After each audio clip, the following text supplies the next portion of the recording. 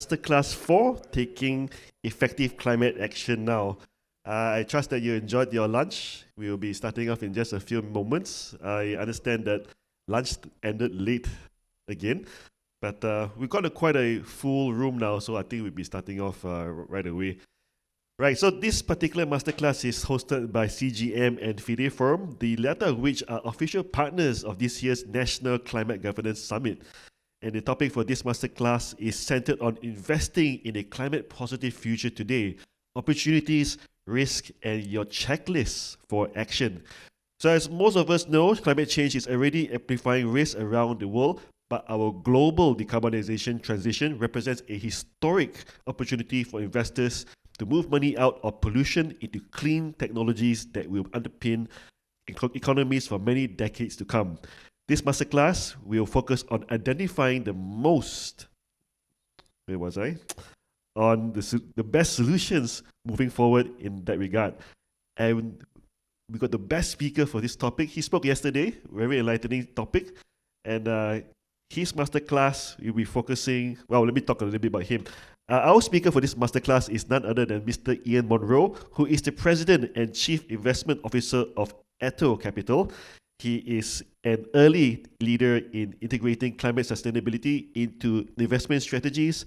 And Mr. Monroe is also the co-founder of the Climate Positive Investing Alliance, and he has co-authored the best-selling textbook, Solving Climate Change.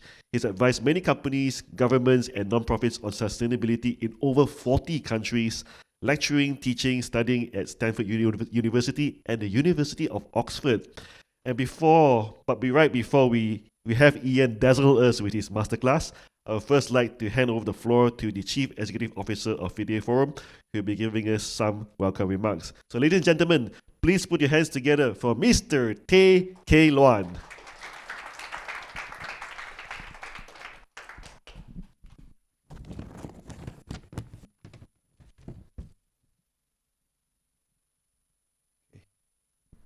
A very good afternoon, distinguished guests, esteemed FIDE Forum members. Where's Adil? Yes, okay. And valued participants.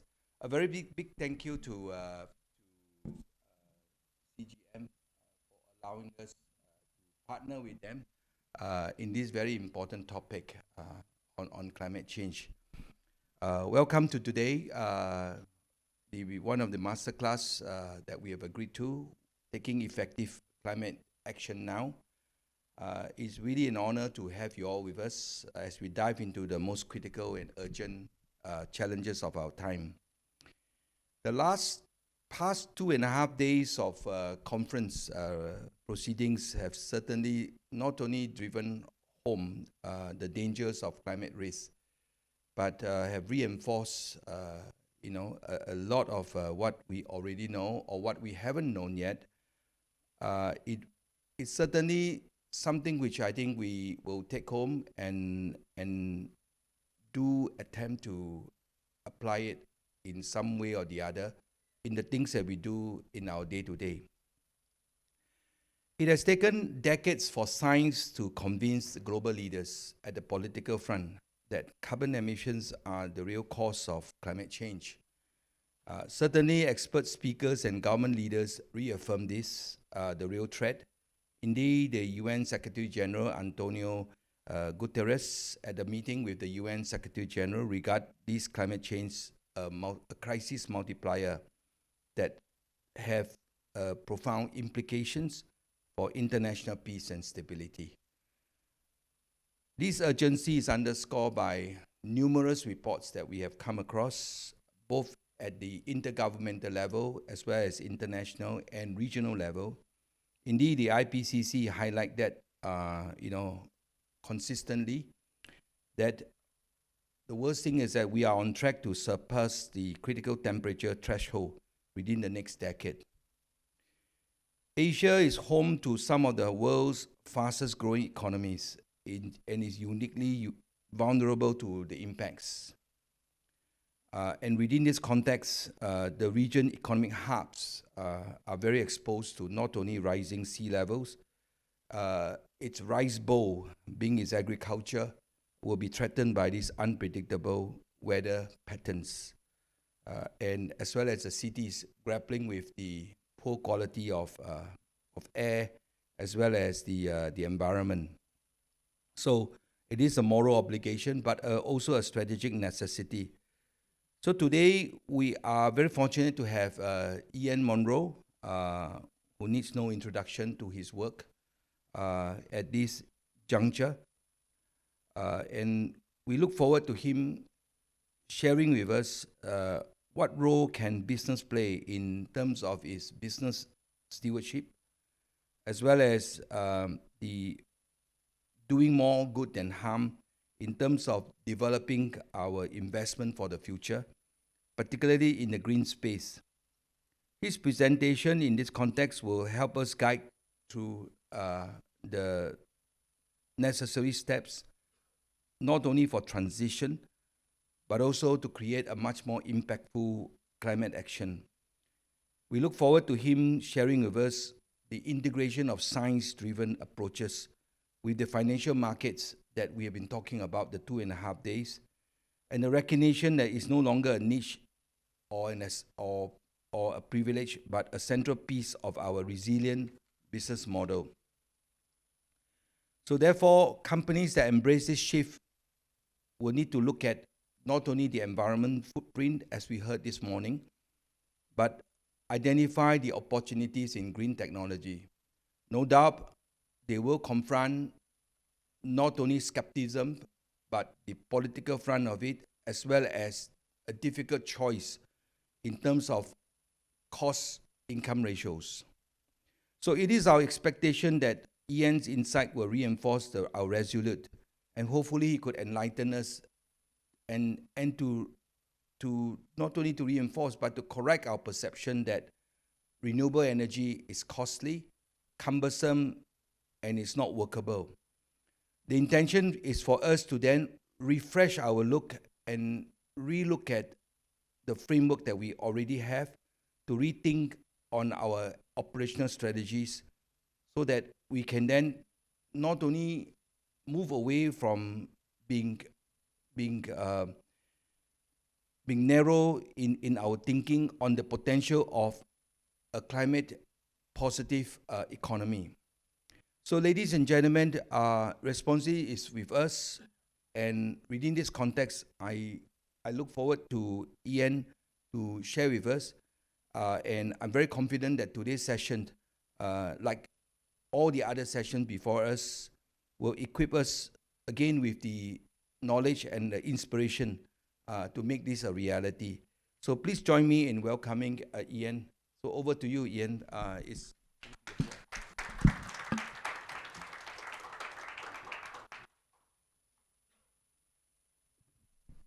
Thank you very much for that kind introduction, and thank you, all of you, for whatever you are doing and will be doing to accelerate this clean energy and beyond clean energy climate solution economy. So I did retitle the talk to Investing in a Climate Positive, Investing in Climate Solutions and Optimizing Action. But I'm really talking about investing broadly. I'm talking about investing our money, obviously, but I'm also talking about investing ultimately the most valuable thing that any of us have, which is our time, because that's the only thing we can't get back. And that's where we're really trying to accelerate these climate solutions, not just get them out there, because they're getting out there, but how fast can we get them out there? And how much impact can we have across the board as that happens?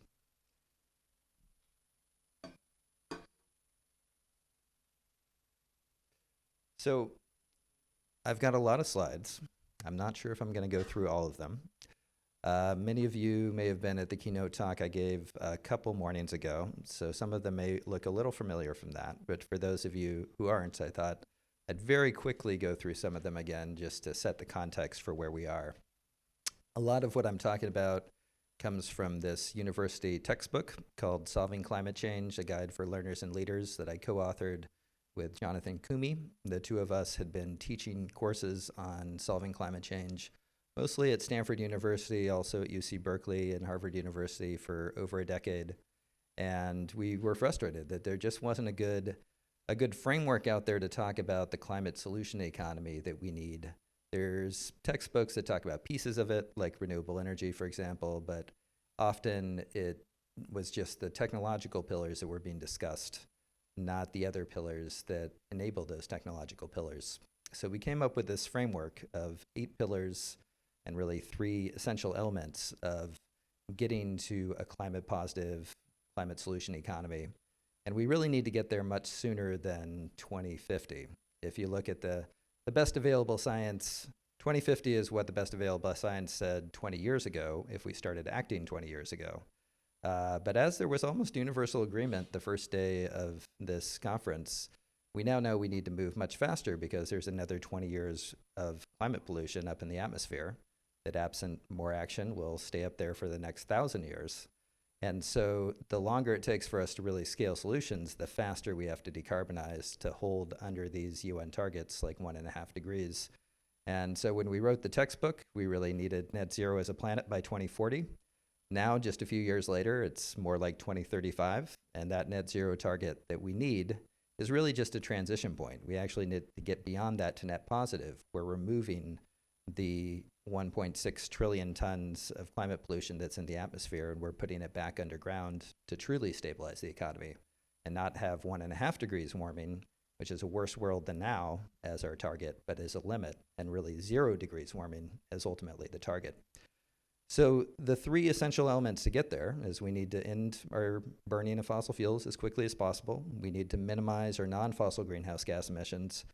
And we need to re-engineer our biosphere to go from being a net source of climate pollution to a net sink, a net absorber of the climate pollution that's out there. And the 8 essential action pillars we need to get there, we'll be talking about a lot more in this masterclass, are, of course, electrifying everything we can as quickly as possible, like electric vehicles and electrified buildings, decarbonizing that electricity as quickly as possible, through renewables, maybe through nuclear, maybe through some other techniques.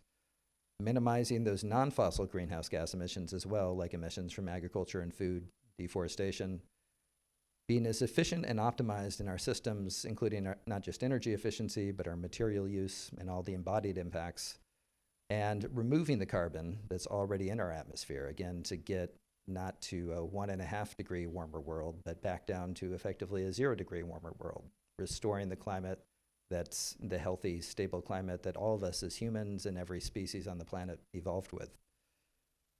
Beyond those technological pillars, there's also 3 core, more institutional connectivity tissue pillars that are necessary. We need to align incentives with the right policies at the government level, but also at the company level and at the investment portfolio level, and just at our personal level in terms of our own household decision-making.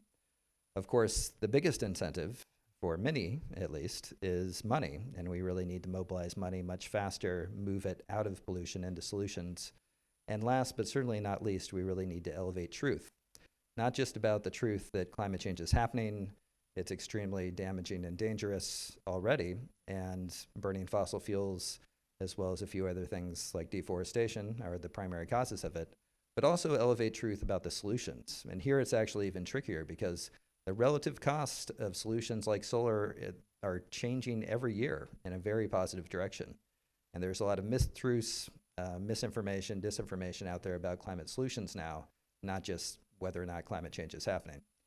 So I'll be getting into all this in the context of investing, but really investing quite broadly. And as you can see, it's not just about investors and donors, it's also about governments, companies, individuals. All of us in the room, I'm sure, fit into at least some of these buckets that all collectively need to be working on these pillars of action.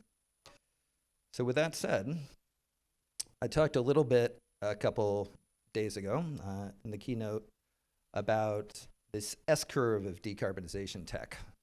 And this is what investors really should constantly be thinking about. This is how every technology has effectively been adopted. There's this S-curve of slow adoption at first, and then you hit this inflection point of exponential growth. And eventually, you effectively grow as much as you can, you saturate the market, and that growth levels off. The good news is we're hitting that inflection point for several really key climate solution technologies, specifically solar, wind, battery technology, and electric vehicles. This was an S-curve done back in 2019, so 5 years ago, and now those 4 technologies are really at that ramp of acceleration. And as mentioned, it's not just climate tech. You can see whether it's converting from landlines to cell phones, the adoption of cars, washing machines, color TVs, the internet infrastructure like canals, railways, telegraphs, roads. All of them have grown with this S-curve type directionality. And of course, it's different for different technologies. There's bumps in the road. It's never super smooth. But that's what we're seeing with climate solutions, particularly with clean energy, energy storage, and electrification solutions, as they're hitting this inflection point of rapid growth that will change the economies much faster than a lot of people project. So the good news is we're hitting this acceleration. The fossil fuel industry, of course, would have you believe that solar and wind are going to keep growing, but very slowly, and we're going to be still using a whole lot of fossil fuels by 2050. The chart you see showing that comes from ExxonMobil, and that, of course, is what they want to tell their shareholders to keep their shareholders invested in them. Of course, Exxon has known about climate change since their scientists first discovered it back in the 1950s, and then they've kept quiet about it as best they could and put out as much disinformation as possible. But the reality is solar and wind are growing much faster than that. And fossil fuels are now hitting this inflection point, even just this year, where they're now starting to decline. And it's really exciting, and it's a tremendous opportunity for investors getting into that transition. It's also a tremendous risk for anybody staying invested in the dying fossil economy, which is going to die a lot faster than a lot think. We're seeing solar technology, wind technology growing faster than any energy source in history, by far. And every single year, solar, wind, EVs, battery sales are substantially beating the forecasts before them. The gray lines you see are forecasts coming out of places like IEA, International Energy Agency, World Energy Outlook reports. Every year, solar, wind, EVs, batteries are substantially growing faster than was predicted. So we're really seeing this ramp up. And you just see incredible growth rates that I think are only going to continue to accelerate. Batteries is really what's taken off most recently, but solar and wind are pretty incredible as well. And the reason you're seeing these growth rates is because we finally hit the point where these technologies are actually getting cheaper than the fossil incumbent technologies are replacing. We're getting to the point where it's just cheaper. It's already for a while been cheaper in terms of cost of ownership for an electric vehicle, but now the sticker price of an electric vehicle is lower than internal combustion vehicle in any market where there's a level playing field. Mainly driven by super cheap EVs coming out of China.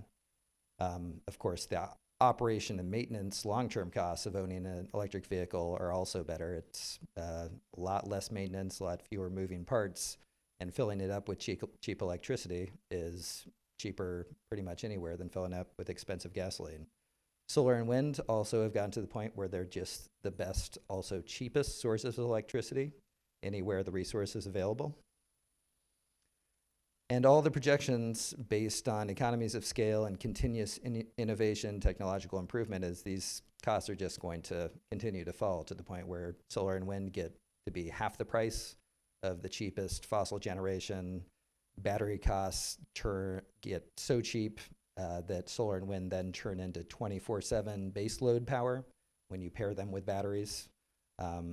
So that intermittency argument against renewables really isn't there anymore because batteries are now so cheap, and we're seeing that scale in my backyard in California. And we've already seen solar install capacity surpass bioenergy, nuclear, oil, and hydro. It's about to pass natural gas and coal. Battery storage has just passed pumped hydro to become the biggest source of energy storage and just exponentially shooting up. And if you're thinking, well, that's nice elsewhere in the world, we can't do that in Malaysia, which I've heard a lot in conversations I've had these last couple days. This is a map of solar installation potential here in Malaysia from the World Bank and other very credible partners. everything that is yellow to red is highly economically attractive solar area. So essentially your entire country, solar works, is economical already. Ironically, the green zones are the ones that maybe not so attractive because too cloudy, but they're tiny specks you can see on the map compared to the rest. Of course, yes, close to the coast where it's sunnier, solar pays back faster, but it really can work everywhere, including here in KL, and we're seeing it work everywhere. So if you don't think solar can be economical, then talk to the dozen plus companies I found online that are selling solar here in Malaysia and guaranteeing you a lower electrical bill. Through a solar PPA, you can get solar installed on your home, on your business, for zero money down, and then you pay a lower electrical bill than you're currently paying, guaranteed savings, and you don't even need to maintain it because it's a PPA, the company still owns it. You've got Tenaga National here as one of the sponsors, so of course I put their logo up there, but it's not just them, it's NG, the international energy giant, a number of other local companies installing solar and helping people reduce their bills 10, 40, even 70%. Solar plus batteries primarily, but other renewable technologies are also the best and cheapest ways to electrify areas that aren't electrified. Energy Action Partners is another NGO here. They did this study with Forever Sabah and University of California, Berkeley, where I've also taught, showing that 100% clean energy scale up for energy access there would be 15% cheaper than doing it through the current mix of subsidized fossil fuels. And that was back in 2020. Solar and batteries have only gotten substantially cheaper since then, so probably it would be 20% or greater in terms of cost savings now. And electrification and renewable energy pair very well together, not just because you need renewables to make electrification, electric vehicles, electric cooking, other electric building technologies. Obviously, the cleaner your grid, the cleaner those technologies are. Even with your grid mix in Malaysia, EVs are substantially better in terms of pollution, both locally and globally, than a conventional vehicle. But electrification also means efficiency. Electrification technologies are just inherently more efficient than the incumbent technologies they're replacing. Heat pumps are about 3 times more efficient than conventional heating and cooling systems. Electrified rapid trains, obviously, much more efficient than flying. Electric vehicles, about 90% efficient versus internal combustion vehicles, 30-something% efficient. There are even now electric plane companies. We have a couple as part of our Climate Positive Investing Alliance, and cement and steel companies that are electrifying as well. So you have this feedback loop where the more we electrify, and particularly as that electrification is paired with batteries, and they don't just need to be batteries on the grid, they can be batteries in vehicles, batteries even in home devices. We actually have a induction cooking stove that has a battery built into it, so we can cook with electricity that's only taken from the grid when there's the most solar on the grid in the middle of the day, not electricity when the grid's dirtier at night, the normal cooking time, when there's higher demand. And you can even have those kind of smart battery integrated devices feeding back into the grid. So there's this triumvirate of intersectionality between clean energy, electrification, and efficiency that make it so the more we electrify, that also allows us to have more and more clean energy because we have a more and more efficient system. And it's not just solar, wind, and batteries that are growing exponentially. We're seeing heat pump technology now grow with exponential adoption. We're seeing, of course, electric vehicles related to batteries exponentially growing. We're seeing electric heavy vehicles as well, EV trucks now starting to grow exponentially, and all these digital automated devices. So what does this mean for investors? Well, we need to allocate capital to sectors with growth. We need to exit sectors in decline, like fossil fuels primarily. and trade that volatility if you really want to play that. Go long, short on winners and losers, and just really understand this disruption is not just coming. In many places, it's here. The more catalytic you want to be, pick winners at early stage. But if you don't want to be as catalytic and you're more risk averse, there's a lot of winners that are very late stage at this point too. And you want to be aware of the hype curve on technologies, but there's a lot where it is time to believe the hype on things like solar and batteries, because it's just, we're getting to massive economies of scale now.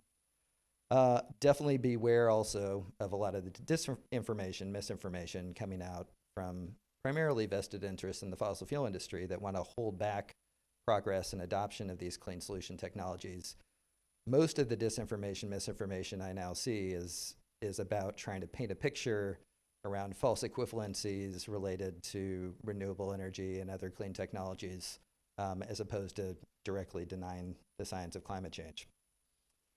And of course, the more we continue to innovate, and I think Malaysia can not just be an adopter of what's already out there, but with your STEM educated workforce and the international partnerships you already have and are working to attract more of, you can be actually a key source of innovation, the more that accelerates this S-curve growth in clean technology adoption. Because every year, clean tech is getting better and cheaper. Clean tech patents per year, you can see shooting up.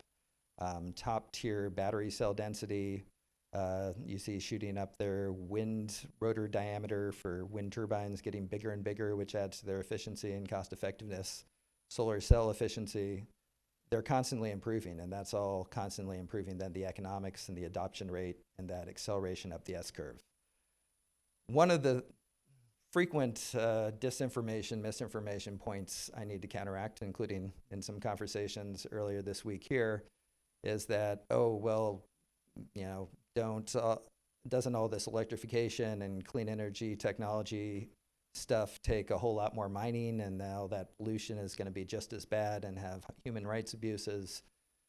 The short answer is no. Yes, we will have a bit more mining for a short period of time for the clean energy stuff, but that will much more than offset the avoided mining from not continuing our very destructive fossil systems to mine coal and extract oil and gas. So I won't go into the details. This is from a great report from RMI, which is a good source of info, and ultimately Bloomberg data going into it. But the actual trend in what we need in terms of lithium for batteries is much lower than the projected trend, because we've had constant improvement in chemistry, density improvements, recycling technology is ramping up, and many other elements will continue that trend. And so what we actually need in terms of lithium, cobalt, nickel, other aspects of clean technologies, it's much less than pessimistic projections that you see out there. And all of the material that we need to mine for 100% clean tech, renewable energy, electrification in terms of EVs, and all the battery storage we need to make that renewable 24/7, all the material we need, is that little bar, and then there'd be waste rock material that's this bigger gray bar, and it looks like a lot, but that is the comparison of all the material we need for 100% clean tech, sustainable economy all around the world for all of human history moving forward, because batteries are 100% recyclable, fantastic solar recycling technologies coming online now. Compare that to this, which is just the material extracted for one single year of global oil extraction. If I added in coal and gas, I'd be out the other side of this building. One single year. So all the material we need for the clean climate solution economy we need is far, far less than what our current system is doing. And there's great ways, again, that we can pair electrification technology with renewable technology to have widespread EV adoption. And this is actually a pain point for me in California as an EV driver and around a lot of other places right now, is we need to build a lot of EV charging infrastructure fast ahead of people buying EVs, because people won't shift to EVs if they don't have a place to charge them when they go around on a road trip. And many people also don't have a garage where they can park at home, so they need to charge periodically overnight. For me, I use my EV pretty infrequently, so I'm only charging maybe once every 2 weeks. But a great way to accelerate EV charging infrastructure installs is you can combine EV with solar with a large grid scale battery, and then that shifts the charging off the peak demand times. You get that solar charging up that battery. There's also vehicle to grid technology, where the vehicle battery then becomes a grid levelizing battery. So school buses are a great vehicle to grid opportunity, at least for us in the US, because a school bus is only driven to take kids to school and then take them back home. And then in the peak demand times for electricity, it's sitting parked, not being used. But you have a massive battery if it's an electric school bus that can actually be feeding some of that electricity back into the grid, and then recharging it during the middle of the day when it's not being used, or overnight when you have cheap solar and cheap wind. So vehicle to grid technologies and thinking about scaling up EVs and keeping them grid connected as much as possible, that really enables more and more renewables to come online as well. And another pushback on renewables is, well, don't they take up a lot of land? Not necessarily is a solution, and there's a lot of ways to do integrated renewable systems. Integrated building solar, of course, putting solar on the roof is one thing, but solar is also getting efficient and cheap enough that you can even put solar on the sides of buildings. And so city skyscrapers like this one in Germany can have solar integrated into the walls. There's floating solar, which is great for a number of reasons, to put on top of a reservoir, because solar panels are a bit less efficient the hotter they get. So a reservoir helps keep them cooler and more efficient. It also helps minimize evaporation from a reservoir, so it's better in terms of water retention in the reservoir, so there's a lot of win-win there. Agrivoltaics is also a rapidly developing field where you mix solar panels into agriculture, and the solar panels actually can provide shading that helps some crops like tomatoes grow better, and at the same time, help a farmer have really consistent income from selling that power to go along with their less consistent up and down income from selling crops. So I'm going to shift from doing a lot of this talking, because I don't think you want to sit there listening to me talk this whole time. I want to have you talk with each other and think about how you can integrate clean energy and electrification into your own companies or your own lives as best you can, and what barriers are keeping you from doing that. So start thinking about that in your head. I'll give you a few probably obvious ways to seed that conversation. On the electrifying, I say almost everything, because there are some things we still can't electrify, at least economically. There's, of course, electric vehicles, electrifying homes and offices, electrifying industry like steel, cement, fertilizer, upgrading infrastructure to have that smart grid, EV charging infrastructure, battery demand-side management, potentially electricity-based fuels for things we still need fuel for, whether it's green hydrogen or ammonia or other types of syn fuels ultimately derived from clean electricity. And then we're increasingly seeing bans on fossil fuel using infrastructure. So many countries and states, like my state in California, we just have bans now on internal combustion vehicles that are coming into effect within the next decade. Although I think the bans probably won't be necessary because EVs are just getting so cheap so fast. For decarbonizing electricity, wind, not as big a thing here, but wind and solar elsewhere are the most obvious solutions. Solar, I'd say here, is the most obvious solution. And then batteries, pairing that with solar makes a whole lot of sense. Pumped hydro, if you're in an area where it makes sense.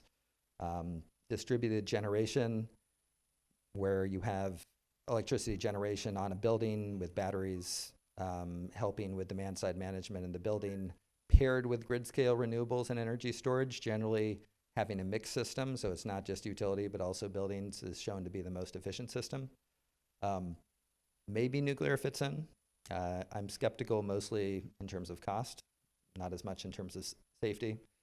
And I think concurrently there's a session going on pricing pollution, on carbon pricing, which I'm glad to hear is really seriously being discussed here, and I hope soon is implemented in Malaysia. Because, of course, the more we price the bad, the externalities that aren't currently being priced, the more this accelerates the adoption of the good. And we can do this not just waiting for governments, we can do this as businesses, we can do this as investors, putting a price on the embodied emissions in our investments, on the embodied emissions in our businesses to help encourage that faster shift, sometimes called a shadow price. So here's your homework, putting on my professor hat from my investor hat. I want each of you tables for the next 10 minutes to talk about your plan for electrifying everything that you can and decarbonizing that electricity. Whether it's purchasing your own renewable energy or having an EV fleet, electrifying your business more, shifting from gas to electricity where you can. Or if you don't have a business that it's relevant for, think about just your own home and your own life. And then after 10 minutes, I'll be kind of floating around. Then prepare whoever is comfortable doing it to share some lessons learned from the conversation, and we'll take it from there. All right, off to your homework. Any questions, I guess, before we dive in? All right, we're diving in.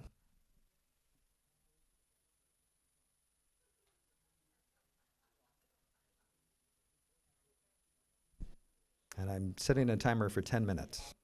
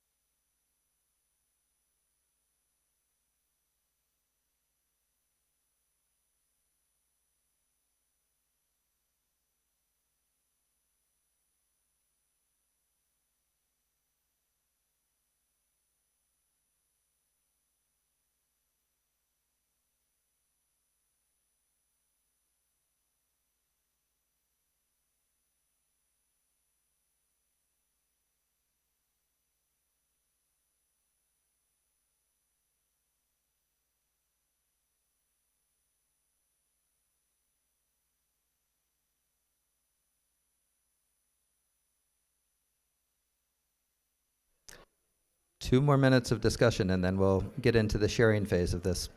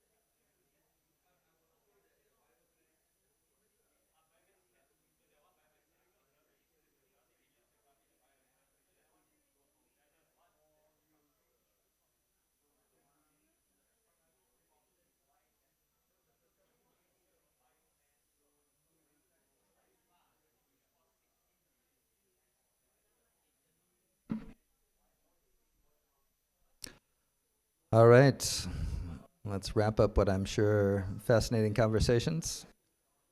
And we've got a microphone in the back here that's ready to start coming around to anybody who's ready to share.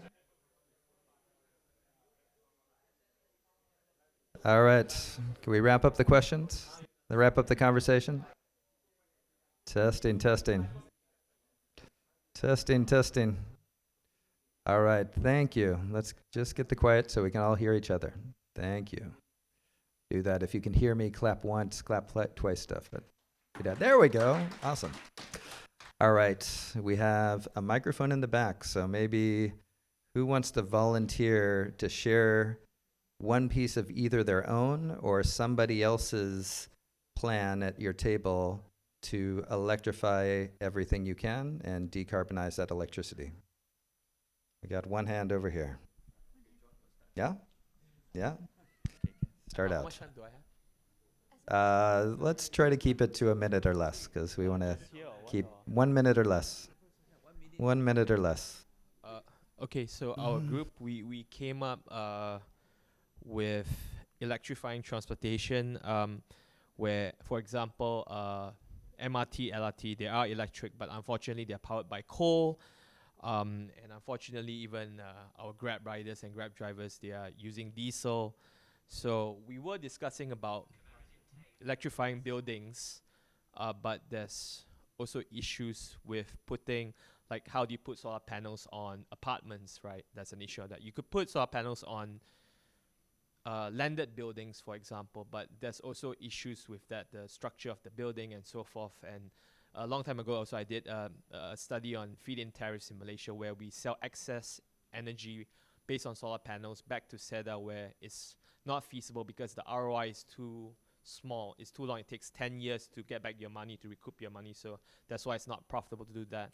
And we also talked about biodiesel in Malaysia, why biodiesel is not done and why it has failed. There's a structural problem with that because it's actually tied to CPO prices, crude palm oil prices. Because crude palm oil prices are so high, let's say, for example, 3,000, 4,000 ringgit, 2,500 ringgit, you cannot make cheap biodiesel in Malaysia or biogas or and export it as well. So, but however, what we could do is actually build biomass plants and make use of the biomass that usually comes from oil palm plantations. But again, there's actually a structural issue with that because I spoke with a friend who actually has an IP patent on a biomass plant, and he actually went on to big oil palm plantations like IOI, Kepong, Guthrie, Sime Darby to talk to them, and they all told him to basically, you know what, you make a patent of it, and it costs about 16 million ringgit to build a biomass plant, but because he made a patent on it, and they don't like the fact that he can monetize the patent off, because if they were to build the biomass plant, they would actually have to pay him royalties for the patent, and they didn't like that, and so that's the issue in Malaysia. So we lack that. Companies are basically not happy about that. So yeah. So that is what we have so far. Anything else you guys want to add? That's pretty much it. A question for him. Yeah, and You it, mentioned that batteries are 100% recyclable. Is that correct? that's 100% correct. 100% recyclable. Yes, and already being recycled. But the great thing about batteries for EVs, for example, and this is getting into more disinformation, I own an EV that's 7 years old. My battery is working just as well as when it was bought, so you're probably never going to need to get a new battery for your EV. And it's actually an electric Chevy Bolt, and once your battery does degrade a bit, say it gets down to 80% capacity, 70% capacity, that still has a whole lot of value for grid energy storage. So you have Tesla and other companies taking EV batteries, turning them into second use batteries, and then that becomes grid energy storage for another 20 years. At that point, maybe it's reached its usable lifetime, and then it's 100% recyclable. Tesla's former CTO, who's a friend of mine, JB Straubel, he was actually a founder, not Elon Musk. He now has founded Redwood Materials, which is one of the leading battery recyclers in the country. But they're mostly recycling like cell phone batteries because there's not a lot of used EV batteries yet. So batteries are 100% recyclable. An EV battery is probably going to be used in a car and then grid storage for 30 years before it gets recycled. What do they do to recycle? They separate the battery and get all the raw materials refined down to nickel, cobalt, etc., and then just make a new battery just like they did the first time. Although probably 30 years from now, we'll have much better technology to do something even better with it. So, yep, that's another myth that the fossil fuel industry puts out there is, yeah, batteries are going to not only take tons of mining, but they also can't be recycled. Entirely not true in either case. So we've heard a bit about what, in theory, can't be done. And actually, I'd say new solar systems being installed, if you buy it yourself, payback period, talking with a few folks in Malaysia who already have solar, is about 5 years. If you do a power purchase agreement, solar, where you don't own it, you just agree to pay a lower price for your electricity, the payback period is instantaneous because you're not paying anything down and then you're just paying a lower price for your energy. So let's go to next table back, or anybody want to volunteer to share for your table? Ideally things that actually are being done or about to be done. Could be also things you'd like to do. If not, I'm going to start picking on you. How about the table of the two gentlemen over there? Either of you want to share?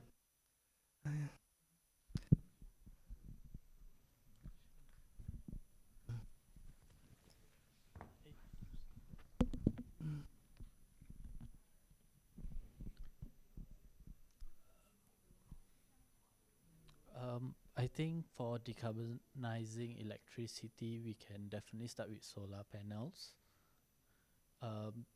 Yes, solar panel, it could be quite expensive here in Malaysia, but throughout the years, I believe that the usage for it has been increasing. And then next is also by using electric buses. We already have that in Malaysia. So that is definitely a very good way to actually electrify instead of using fossil fuels. Yeah. And this is yet another place where China is really leading the world. BYD, many of the cities in China have 100% electric bus fleets already. San Francisco, we're mostly there too. How about the table all the way in the middle in the back there? Who's going to be brave and share an idea or two?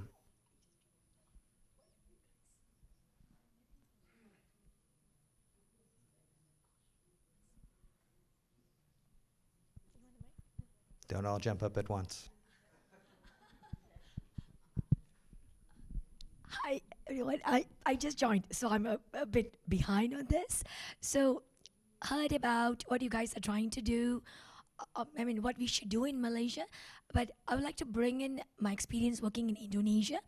So, in Indonesia, when we install the solar panels, and one of the things that you need to take into consideration is the climate situation that causes the panels to corrode, one, and also because Indonesia is volcanic, so the system, the foundation of the building itself changes, and there's a lot of issues with maintenance. So what I'm trying to say is, great to have it. Could we also look into that maintenance part of it? And as well as, yes, batteries 30 years down the line, but solar panels, we need to dispose it. Do we have that ability? So that I'd say is one of the great reasons to go the PPA route with solar, because then you're paying a company a guaranteed lower electricity route, and they own it. They're in charge for maintenance, and the ones in Malaysia doing this that are guaranteeing you overnight savings are guaranteeing, I think, 30-year warranties from what I could see online. Table in the middle? Or is somebody ready to be brave and speak for you? Yep. Okay, so our conversation started with solar, the same as I think most of us over here. But then we kind of skewered off into talking about the fundamentals of it in terms of, okay, if we have lots and lots of solar, then you have the problem where there's a peak. There's a peak in solar, right? So your grid has to be able to take it, or your homes have to have some kind of storage system that's going to be able to take that peak and then distribute it back, right? Or your grid has to be very, very interconnected, where you can actually get the electricity to your industrial from your residential, okay? And we also went on to the point about electric vehicles, right? Why buy a whole new entire car when you can actually just get maybe 2 electric wheels at the back, right? And there are some startups that are going into that concept of where you electrify your ICE cars. Oh, interesting. Yeah, so we were going around the conversation on that, because battery swapping can really change the entire car charging game, which is a big problem. You want to invest in EV charging and then you don't have an ROI, so you can have 100,000 electric cars on the road, but if you can't charge your battery. So I think there's a lot of things that we need to think about, and in each different community we also need to look at the needs, and is it your transport, or is it your lighting, or is it power, right? And then you can go about with your electrification plan and also your decarbonization plan. But the most important is not to jump the gun and say that there's only one solution and automatically paint the bad picture about something else. And I think it's very good for us to always go into fundamentals, right? Get back to your basics. Yeah, energy. What is energy? Is it carbon, or is it, And then we start from there, and that will give you a better way of evaluating, should I still keep storing my energy in the form of a fuel, or should I store it in the form of a battery? It doesn't make sense storing it in a battery if you're still running on a coal power plant, right? So I think it's good for us to consider that in the transition. Thank you.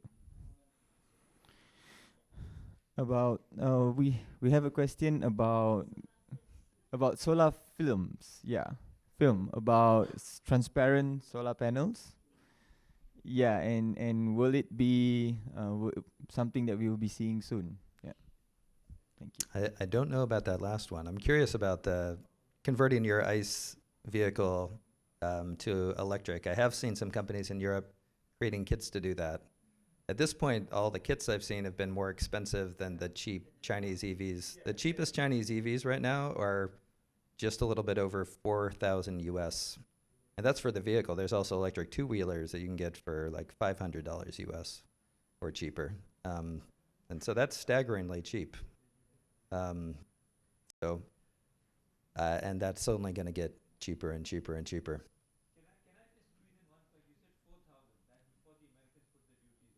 Yeah, so exactly. I'll get into this. I have some more slides. I'm not sure how many of them I'll use, but I am totally not in alignment with my government or the European Union in terms of this crazy trade war with China, and unfortunately Malaysia's gotten caught up into it. But I think our loss in the US and Europe's loss is really your gain in terms of just means there's even more cheap Chinese clean energy technology and electrification technology, including EVs, available for Malaysia. And it also gives Malaysia an opportunity to invest in companies here that take the best of technology from China, from India, elsewhere in Asia, the US, Europe, and through JVs in Malaysia, then bring it back out to the rest of the world and circumnavigate this trade war that, in my mind, is totally stupid for the US and really shooting our own auto industry in the foot. Same with European automakers agree. It's just making our automakers not competitive anymore. So 2 more tables, and then we'll get into some other pieces.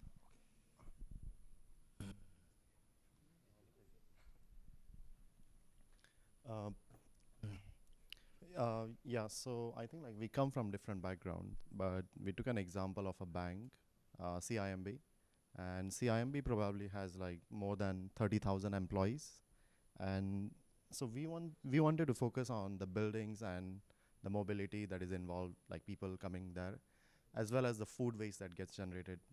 So I think in terms of building, we can't change the source of electricity that's powering us, but we can reduce the dependency on that and replacing that with solar and hydro and few other things. Besides that, mobility, so like how do we encourage employees to take more public transportations over driving their own cars? At the same time, like at corporate level, there is a lot of transportation involved, so how do we like replace that with electric powered vehicles?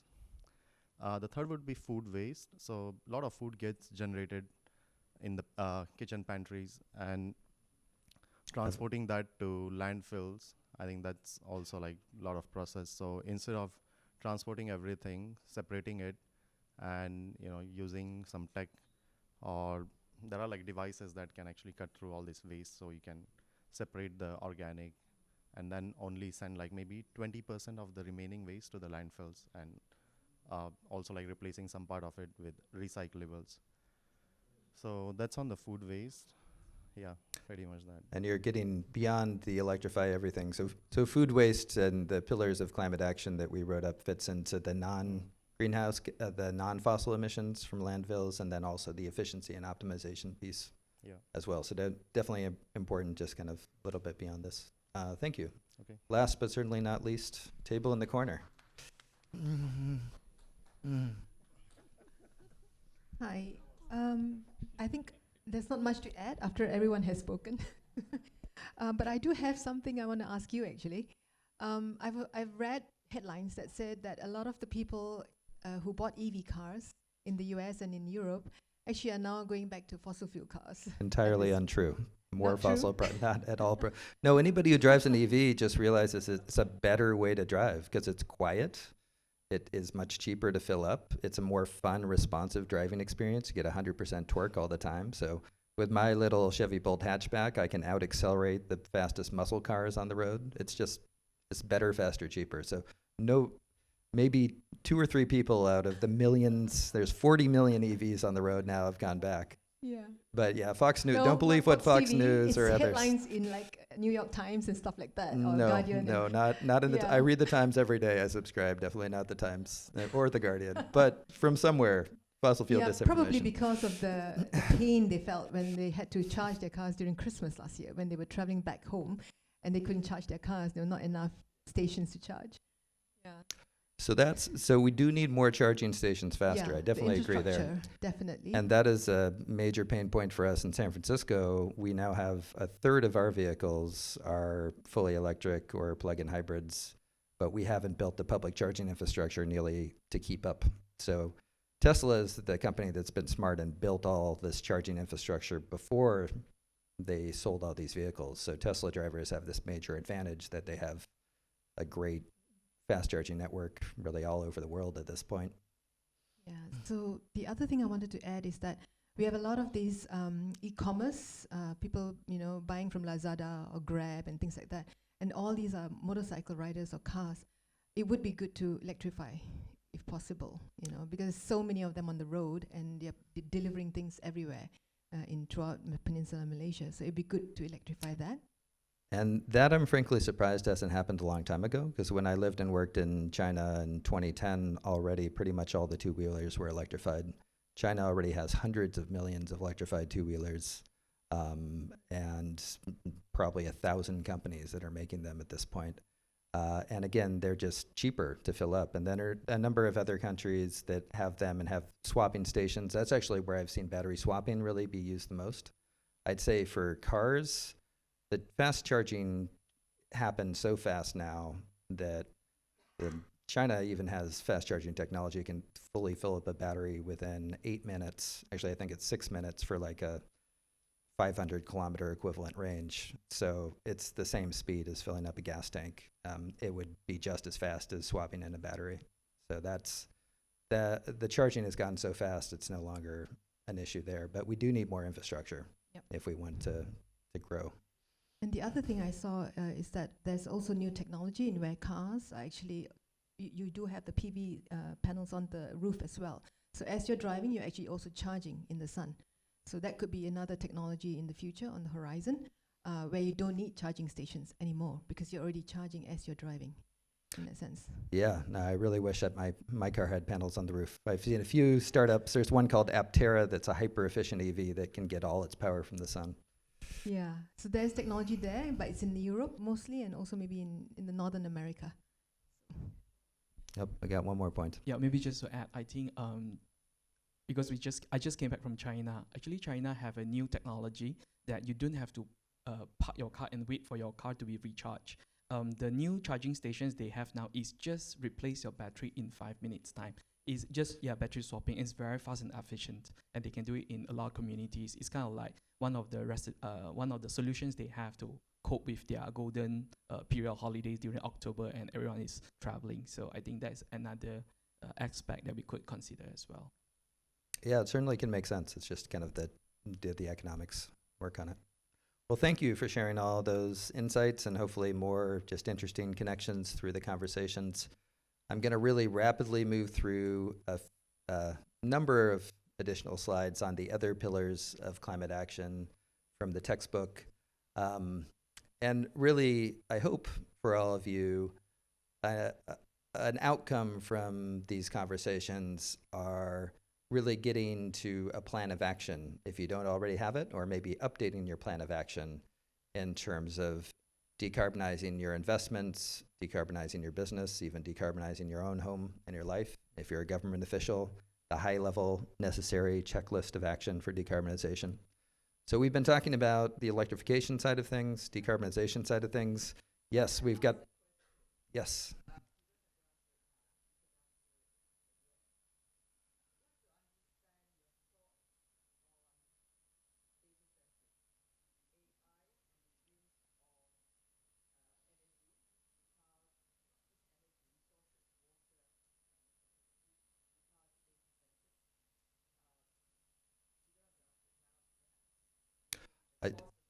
I've got a slide on it, so I'm ready for you. Because anytime you're having a talk on any subject whatsoever in Silicon Valley or San Francisco, AI, what does this mean for AI? And particularly in all the climate conversations, is climate going to be a net good or a net bad for AI? So I'll make sure I pause on that slide, share some thoughts. The short answer is I don't know. I see directionality in both directions.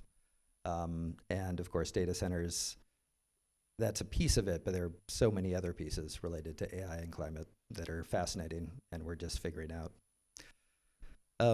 So we've talked a lot about effectively fossil fuel emissions in our energy system and our transportation system, but there's also a lot to do with reducing our non-fossil greenhouse gas emissions, and then just having systems be as efficient and optimized as possible. Electrification itself, as I mentioned, is a huge driver of efficiency, whether it's heat pumps, whether it's shifting to EVs, whether it's shifting to induction cooking. All those things are just faster and far more efficient in a lot of ways.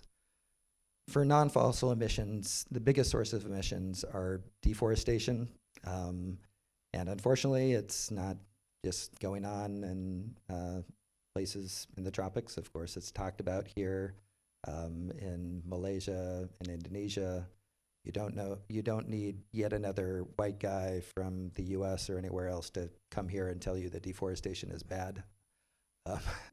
So I'm not going to be doing that. But we're actually also seeing deforestation now really in force everywhere because of wildfire and climate impacts as well. And so effectively deforestation through these massive wildfires we've had in California and Canada, that's actually now turned into some of the largest or the largest source of climate pollution.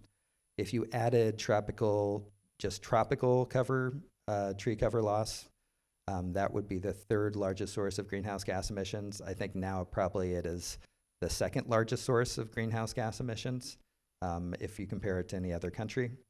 And to a certain extent, at least, our deforestation is connected to unsustainable food systems and land use. And the more we're shifting to plant-based meats, like hopefully all of you have enjoyed the plant-based diet we've had here at the event. I know I have. I've heard some others grumbling about it. That's a major way to reduce non-fossil emissions from, there's rice as another big source of methane emissions, but there's different ways to farm rice and different varieties of rice. They can reduce those emissions. Fertilizer use, cement, any of these could be, another full presentation, but all things to keep in mind in terms of how to reduce your own personal as well as your business non-fossil climate footprint. Again, I'll share these slides out for anybody who wants them. Probably just connect with me on LinkedIn and send me a note asking for them, because I'm gonna fly through a whole lot right now, so we're not too much over time. But these are just a few different ideas for how to minimize our non-fossil greenhouse gas emissions. And efficiency and optimization isn't just about energy efficiency and electrification, but as we have more efficient food systems that are more plant-based, and you don't even need to go fully vegetarian or vegan. If you just shift from deciding to have chicken instead of beef, that decision has a substantial impact. Chickens are relatively low carbon greenhouse gas. Beef is the highest carbon meat. Lamb, mutton, also up there with beef. In some cases, it looks even worse. Pork somewhere kind of in between, but of course, that's not a big factor here in Malaysia. So there's also different ways that governments can accelerate this transition. We've seen a lot of bans on inefficient technologies around the world. Incandescent lighting has been swapped for LEDs. That's one of those things that's actually well beyond the acceleration part of the S-curve and starting the plateau, because we've just seen so much adoption. And you can set up awards for more efficiency. Of course, as a business, it just pays to be more efficient. You're doing more with less. And so as investors, we all should be pushing for businesses to constantly be more efficient. And with Etho Capital, my day job, where we look at about 10,000 of the most commonly traded public companies, we've seen those that are the most climate efficient, that have the least pollution per dollar invested in every industry we've looked at, whether it's agriculture or consumer products of different types, as well as transportation and energy. The climate efficient companies just are better run, more efficient, more operationally efficient companies that generally make for better investments. So we're not going to do it right now, but another exercise is to go through your checklist of action for reducing your non-fossil greenhouse gas emissions and your checklist of action for efficiency and optimization in systems. And of course, this does, again, connect. Efficiency and optimization is enabled through electrification and renewables to a certain extent. At this point, though, as a global society, we're really beyond the tipping point where it's not enough to just even get to net zero and stop our emissions. We actually need to get to net drawdown, where we're removing the pollution that's already up there in the atmosphere. And that's quite different in most cases from carbon offsets in the existing carbon markets, which I was involved in setting some of the early standards for those. I've worked around the world taking soil carbon samples, literally hugging trees as a hippie, measuring the diameter of trees, calculating carbon in forests. And I used to believe in carbon markets. I now unfortunately believe that they're about 95% fraudulent in our current offset markets. There are around 5% of carbon offsets that still really are good and valid, mostly related to reforestation efforts, to ecosystem restoration efforts. But anyway, you slice the climate math, we need a huge amount of carbon removal scale up. We have currently about 1.6 trillion tons of CO2 pollution in the atmosphere. That's, as I mentioned in the keynote, more than the weight of every single living thing on Earth. And we soon will probably have about 2 trillion tons up there. And all that CO2 pollution will be up there unless we actively remove it for the next 1,000+ years, making the world warmer and worse for the next 1,000+ years. And so this is a tremendous problem, but it's also a tremendous opportunity because increasingly there's funding that's actually willing to pay to remove it. And there is a lot of potential here in Malaysia in particular to be really a hub of this carbon removal economy. Because here in Malaysia, as which joked about in one of the other talks, you know, if you stay somewhere long enough, something's going to grow on you, and even if you're moving, something might start growing on you. You grow things better than pretty much any place on Earth. And the amazing machine that sucks out carbon from the atmosphere, better than anything on Earth, certainly much, much better than an engineered CCS, carbon capture and storage system, is a plant. And so there now are companies that are combining the natural ability of plants to absorb CO2 with engineered ability to inject that CO2 and keep it from going back into the carbon cycle and lock it up underground or in solid products effectively forever, but at least 500,000+ year storage horizons. So there's a company called Charm that is based in my area in San Francisco, Charm Industrial. And they are one of the leaders in this emerging area. They take waste biomass product from the corn industry, but it could be any agricultural waste product, like from the palm industry as well. And then they convert it into a bio-oil as well as biochar. And they inject that bio-oil, which is effectively barbecue sauce, underground in depleted oil and gas wells. Capping those depleted oil and gas wells so they're not leaking methane at the same time. And so this is a way to take our fossil fuel infrastructure and run it in reverse. And the better a place is at growing stuff and having fossil fuel infrastructure that can be run in reverse with the expertise to do it, the better positioned you are to be a center of this carbon removal economy. There's another company called Vaulted that is doing a similar process with depleted oil and gas wells, using both agricultural residue as well as biosolids in a bioslurry. So they're not even using any heat, they're just taking a bunch of biosolids, by the way, is a nice word for sewage. In this case, they have a contract with the city of Los Angeles. They're currently taking about 20% of their sewage waste, which is filled with chemicals and all sorts of nasty stuff you really don't want to put anywhere, and they're injecting it underground in old oil wells that they have in Los Angeles, because as many people don't actually know, Los Angeles wasn't just a movie town, they started as an oil town. And so you have the infrastructure there, you have the material. Anywhere you have a city, obviously you have a whole lot of biosolids to try to dispose of. They also are doing a similar thing with just ground up agricultural residue. And then again, that's carbon that gets locked up for, I think they're calculating 1,000+ years, so the kind of long-term storage. And there's a number of other carbon removal companies now that are part of something called Frontier Climate, that is a forward market for long-term, permanent, 100% additional carbon removals. It's being funded by many of the largest tech companies, including Alphabet, Meta, aka Facebook, Microsoft, as well as JP Morgan, McKinsey, many others. These are companies that have realized that the current offset market is mostly fraudulent, and they don't want to buy cheap BS offsets. Instead, they want to actually pay the cost of removing their carbon pollution, and they're paying upwards of $500 a ton to permanently remove carbon through these kind of systems. And this is where, you know, your expertise in the fossil fuel industry here in Malaysia and your infrastructure really can be a major competitive advantage. I say this is where fossil industry needs to pivot.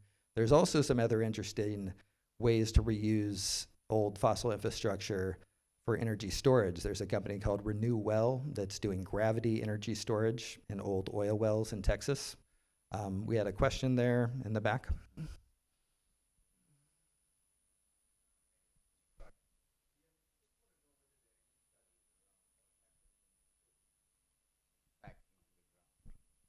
Because I guess I'm just a little concerned. Yeah, I know it sounds like what you extracted out, you're putting back in.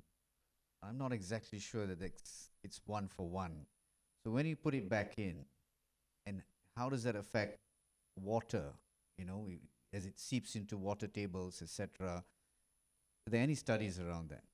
So it's a great question. Certainly we need to be monitoring. These are all new technologies, but in the case of depleted oil and gas, these are wells that are drilled down far, far deeper than the water table. And also what Renew Well is doing with this gravity storage, which is basically just a weight on a cable. We're talking thousands of meters deep. And then they're capping them off in a similar way to what an oil and gas company at least should do to cap their well anyway, to keep methane and other things from leaching into the water table or escaping and causing more greenhouse gas pollution. So they're certainly thinking about these things, monitoring them. They are new technologies though, so it's not like we have 20 years of data or something to show, but it's a great question, and it's something that with any new technology we should be tracking. Yeah, one more over here.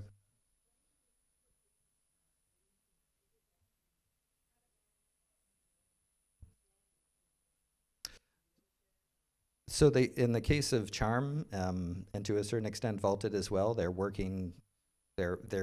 acquiring oil and gas wells that I don't know. There's a mix of them on public and private land, but they're wells that are already drilled that they sucked out oil and gas, and they're putting it back in there. In the case of Vaulted, I think they're also drilling their own wells.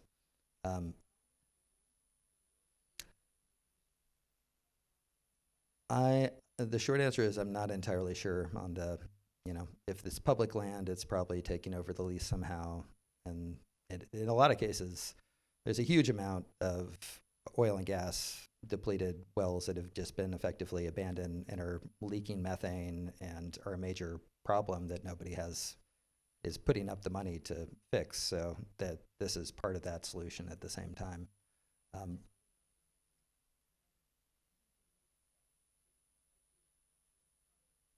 So they're selling that carbon removal it's not public exactly what the numbers are, but generally the estimates are in the hundreds of dollars per ton. Their plan is to scale to make it as cheap as $30 a ton to do it, but whether or not they can get there, we're still, it's an economies of scale sort of thing. So this carbon removal economy, again, I think this is one place as investors, as corporate pilot projects, as project finance folks. Again, you already have very wealthy, huge tech companies and others willing to pay a huge premium for this long-term carbon storage. You could attract some of these companies to be here and do this.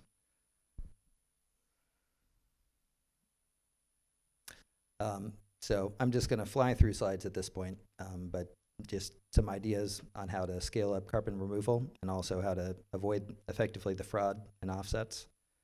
And coming up for a checklist for that, I would argue, is key to any net climate positive plan and should be key to climate investing as well.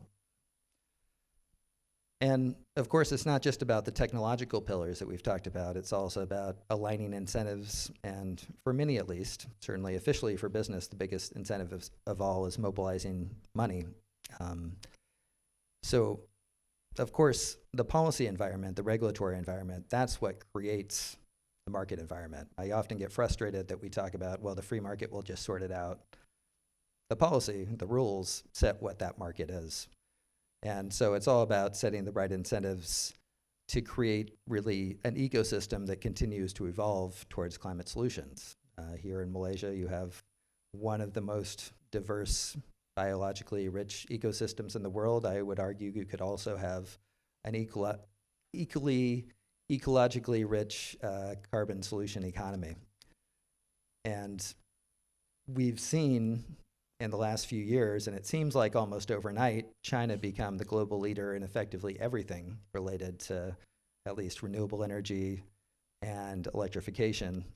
Just last month, we saw the tipping point where over half of new vehicles sold in China now are either fully electric or plug-in hybrids. And that's not even counting the hundreds of millions of electric two-wheelers they already have, by the way. That tipping point for two-wheelers was a long, long time ago. Basically 100% for the last decade have been electric in China. And that's because EVs are just so cheap there. And they should be cheap everywhere if we didn't have ridiculous trade barriers. And of course, China has got more solar, more wind, more battery storage than anywhere else in the world, often more than the rest of the world combined. Last year, China installed more solar than the US has in its entire history. So 1 year of China solar installs more than the US's entire solar history. And it seems like this happened overnight, but this happened because China 20 years ago saw the writing on the wall and started putting in place the right policies to drive this ecosystem of not just innovation, but also scale up. And you can't say to anybody, just be China, but there are a lot of lessons to learn from China that really could be applied to the rest of the world. And here in Malaysia, I'd argue you're actually really well positioned to become a global hub of clean technology, climate solution technology leadership. Because all of the incumbent leaders right now, certainly China at the top, US and Europe as well, to a certain extent in different things, they all have some advantages, but they also have some major disadvantages, particularly how much they're fighting with each other in geopolitics right now. So Malaysia really could be this friend of everybody middle ground where you have this technology economy already, really multicultural, well-educated, STEM-educated workforce to be a big piece of this next renewable energy climate solution economy age, and even leapfrog what's going on in China, at least on a per capita basis. And we're seeing that in different parts of the world, you know. It doesn't make sense for countries to first adopt landlines and adopt cell phones that don't have a phone line. You've just seen a number of African countries just jump straight to cell phones, right? We're seeing similar things with renewable energy. It's not just China that's a leader. Brazil, Vietnam, India, Morocco, we're seeing dramatic scale up with this S-curve. And we're seeing the blue line is the US. We're seeing solar, wind, electrification in many countries jump ahead of where we are in the US. In some cases, on a per capita basis, jump ahead of what's going on in China. So part of it is also fostering a culture of ecopreneurship and innovation, which I think here in Malaysia you also are really well positioned to do in a way that China is not. I hold up one example of a country relatively small, similar in per capita as Malaysia, Chile, where actually I lived for a bit because of this program called Startup Chile, where the government of Chile fronted up about 10 million US to create a startup accelerator to bring in talent from the rest of the world. And now there's been over 1,600 startups from all over the world, including my own more than a decade ago. Over $1 billion in investment in those companies for scale up. Entrepreneurs from over 80 countries have come to Chile to help make it more of an international hub of tech ecosystem. And Chile also has now become one of the leaders in terms of renewable energy with both wind and solar. So it's about attracting the entrepreneurial talent as well as helping foster that entrepreneurial innovation talent here in Malaysia, connecting it with the world, and also bringing not just any capital, but the right capital, the capital that actually has, full ES&G mindset in investing. And there are a number of investor networks like Tonic, and investment funds like Generation, the one that Al Gore started with David Blood. Etho Capital, we're playing our own small role. We also have found something called the Climate Positive Investing Alliance that's bringing together the climate investors from the earliest of early stage angels to latest stage public equities, like what we do with Etho, to everything in between, connect that capital with the climate solution projects and startups, and also nonprofits that just need support on a philanthropic basis to be the connectivity tissue to help scale this stuff up.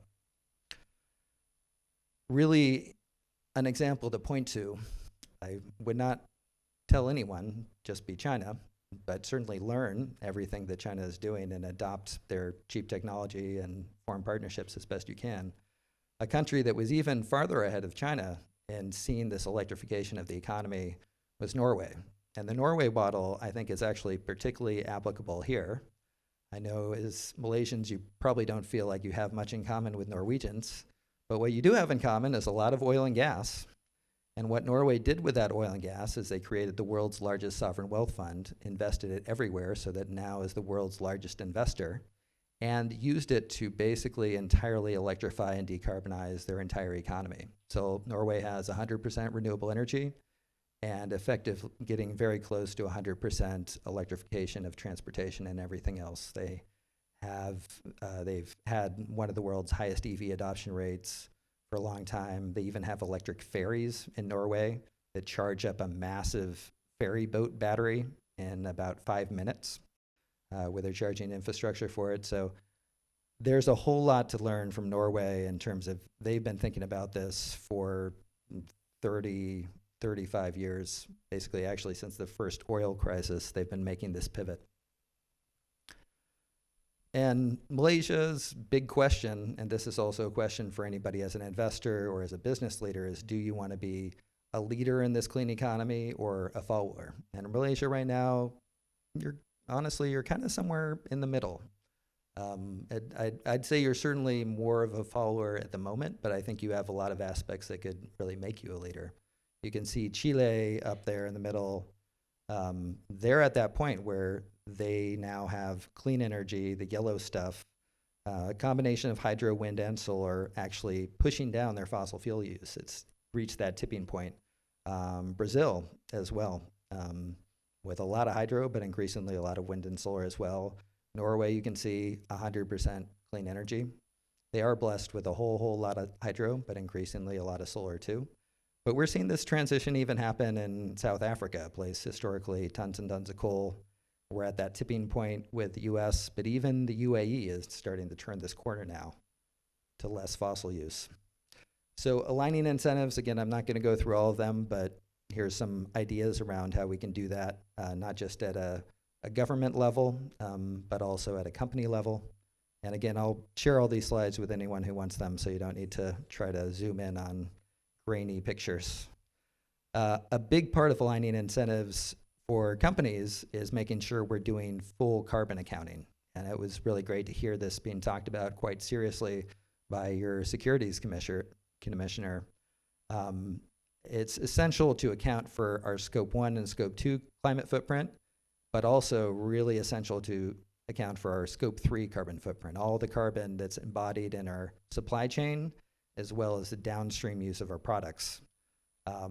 For most companies, that scope 3 is going to be by far the largest source of our climate pollution. We do this kind of accounting for about 10,000 of the most commonly traded public companies for Etho, use that as a basis for our investments. And for most companies, again, 85% of the footprint is in scope 3. For a lot of companies, that's upstream.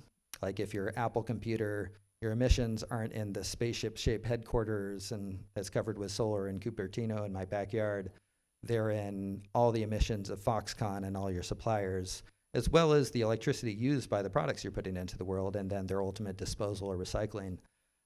If you're a fossil fuel company, scope 3 matters the most on the downstream side. It's not just about the emissions related to producing your fuels, including fugitive methane emissions, which vastly change calculations, but it's also about the emissions in the downstream side of the scope 3, the emissions from when your fuels are actually burned. So getting the accounting complete is essential, and we at Etho are really lobbying to include scope 4 accounting for investment portfolios and for companies, scope 4 being calculating the climate benefits of climate solution companies. So if you're a wind energy company or a solar company, the climate benefit for every wind turbine or solar power or solar panel you put into the world. If you're an EV company, the climate benefit for every EV. And when you calculate those climate benefits, you see real substantial changes. So this is looking at Exxon versus Vestas, scope 1 through 3, and climate benefits incorporated, what we call scope 4. And Exxon, the fossil company, when you do full accounting, looks about 6 times worse with scope 3 in there. So you can understand why they don't want scope 3 accounting to be standardized. Whereas Vestas, the wind company, if you just do scope 1 and 2 and upstream scope 3, it still looks like it has a carbon footprint for every dollar invested. But if you incorporate the climate benefit downstream scope 3 and 4, then you see it's a net climate positive company. So you really have to do the complete accounting to show that a company is, what their real carbon footprint is and what your investment portfolio's real carbon footprint is. So more thoughts on mobilizing money. And I shared already that the fossil fuel industry, when you calculate all the environmental externalities and human health externalities, it's costing society something like $22 trillion every single year. The amount of money that we need to shift into climate solutions is, according to the UN, somewhere around $4 trillion every year, which is less even than just the cash price that we're spending on fossil fuels right now, which is about $6 trillion, just buying coal and oil and gas. Of course, the world's wealthy have the greatest responsibility to make the shift and have the most money to make this shift happen. And it's not just about wealthier countries versus poorer countries and middle-income countries. It's about everybody with wealth, I'm assuming, including a number of folks in this room and at this event. The more money you have, basically, the bigger your carbon footprint is, and the more responsibility you have for driving this decarbonization and decarbonizing your own assets. And those with more money also are those that are making decisions at companies, making decisions at the government level that ultimately are responsible for almost all our emissions. So there is a direct correlation. We all need to do our part as best we can, but the more resources we have, the bigger our part, and it's on an individual basis, not just a rich or poor country basis. We've shown with Etho Capital, you can create a diversified index of global companies that are climate efficiency leaders and even net climate positives, climate solution companies, and have a diversified index that actually is net climate positive, where every dollar invested is associated with reduced emissions as opposed to more emissions. This is our global climate positive index compared to the MSCI ACWI, which is the most commonly used global market benchmark. We're in the process of working on turning this into different fund wrappers. So if you're in institutional finance or investment management, I'd love to talk to you about that.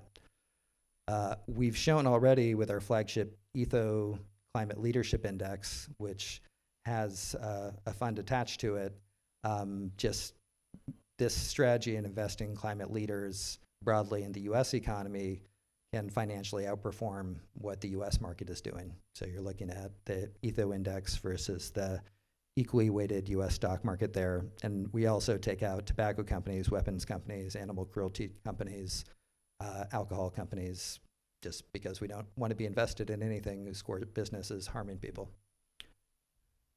As mentioned, I helped found with our Etho team and others the Climate Positive Investing Alliance. It's an open invitation for anybody who's serious about climate investing, wants to be part of a community. There's no cost to join other than your sincere effort in shifting capital into climate solutions. So check out positiveclimate.org if you want to learn more about that. The membership application takes about 30 seconds. This is a list of what our members support. Everybody who controls assets that's a member with us is pledging to get to net climate positive by 2035 in the latest, but many before then, while upholding indigenous rights, DEIJ principles, and the UN Sustainable Development Goals at the same time. And we're working on free portfolio tools and data to help investors do this as easily and painlessly as possible. Many of our investors already are climate-focused VCs, for example, that already are net climate positive. But it's not just about those controlling capital directly. We also have nonprofit members. We have climate positive technology startups and project developers. So another thing to add to your checklist, an incentive to align incentives wherever you can and mobilize money. And I know we started a little late, so I'm going to give us just another 15 minutes here. So just a tiny bit over time. Feel free to leave if you need to.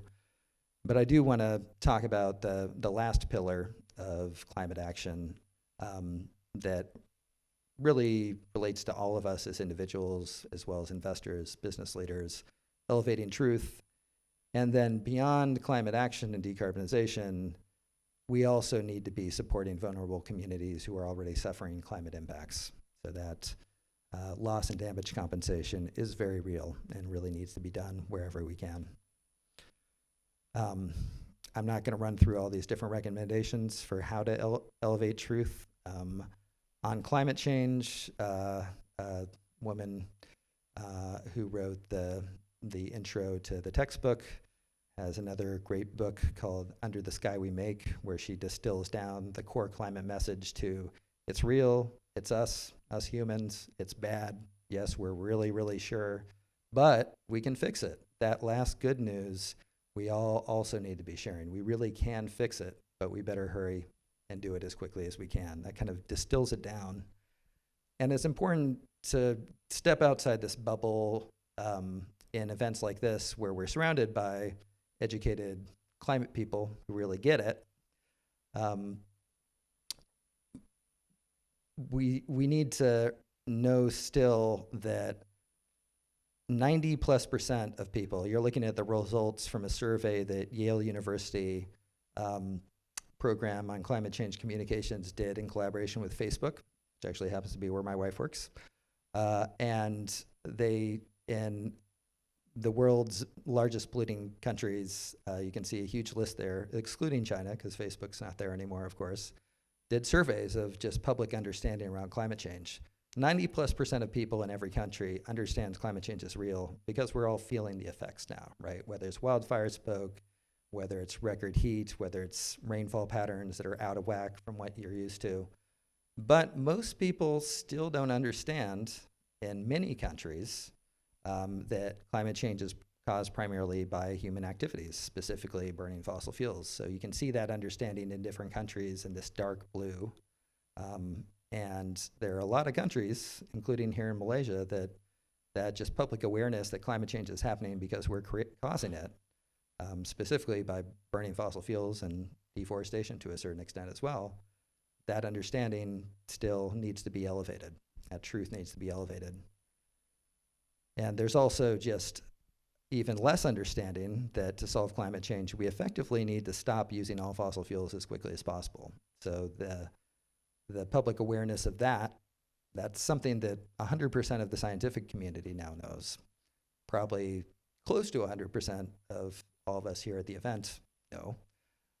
But again, in many countries, and I've got the big red arrow pointing to Malaysia there, that awareness is still relatively low amongst the public. So whatever we can at the government level, at the company level, and even just sitting around the dinner table level, elevating climate into the conversation and sharing these core truths is a really key piece of the puzzle. Of course, it's even not just about climate damage.